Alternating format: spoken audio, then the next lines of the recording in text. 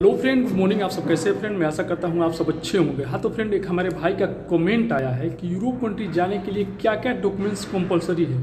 जी हाँ, क्या क्या कागज़ का ज़रूरत पड़ता है, यानी कि क्या क्या डॉक्यूमेंट्स कंपलसरी होना चाहिए आपके पास। तो फ्रेंड, सबसे पहले मैं बता दूं कि पासपोर्ट एकदम कंपलसरी है यूरोप कंट्री के नहीं, विदेश में कहीं पे भी जाने के लिए, चाहे गल्फ कंट्री आना चाहते हैं, Saudi, Dubai, Qatar, Bahrain, Europe country जाना चाहते हैं, मैकेडोनिया, सर्बिया, रसिया, कोई भी कंट्री, या अफ्रीका कंट्री जाना चाहते हैं, साउथ अफ्रीका या कहीं पे भी, ठीक है ना। तो पासपोर्ट सबसे पहला चीज़ कंपलसरी है, यानी कि किसी के पास पासपोर्ट नहीं होगा तो पासपोर्ट पहले बनवा लीजिएगा, ठीक है ना।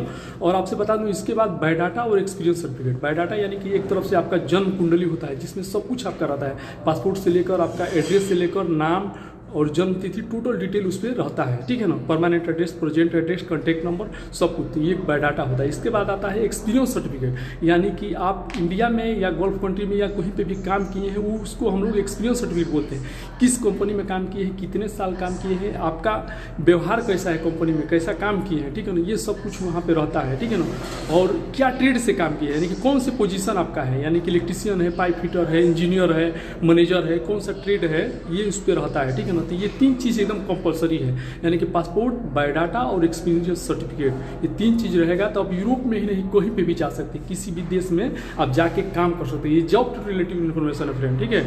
तो ये